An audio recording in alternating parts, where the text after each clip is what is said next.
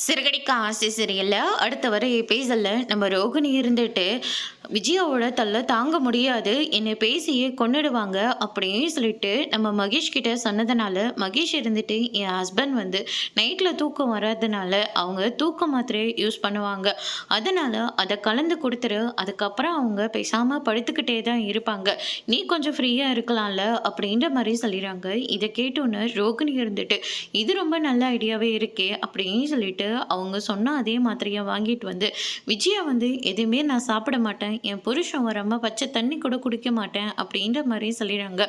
அதுக்கு அடுத்ததான் ரோகிணி இருந்துட்டு இங்கே பாருங்க ஆண்டி, உங்களுக்கு தலைவலிக்குதுன்னு சொல்லிக்கிட்டு இருக்கீங்களா, இருங்க நானே போய் டீ போட்டு எடுத்துட்டு வரேன் அப்படின்னு சொல்லிட்டு ரோகிணி போயிட்டு டீ போடுறேன்ற பேரில் தூக்க மாத்திரையை கலந்து கொடுத்துட்றாங்க.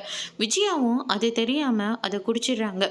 குடிச்சிட்டு திடீர்னு தூங்கிக்கிட்டே இருக்காங்க. மீனா இருந்துட்டு ஒருவேளை அத்தை வந்து மாமாவை நினச்சி போய் படுத்துட்டாங்க போல இருக்கு, சரி கொஞ்ச நேரம் ரெஸ்ட் எடுக்கட்டேன்னு சொல்லி மீனை விட்டுறாங்க.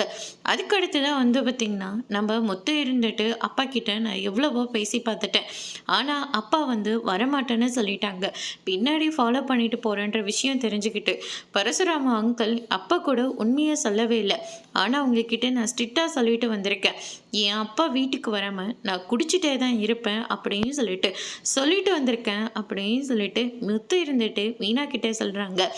மீனா இதை கேட்டோன்னு ரொம்பவே ஷாக் ஆகுறாங்க. அதோட இன்னைக்கான பிரம்ம முடிச்சிருக்காங்க.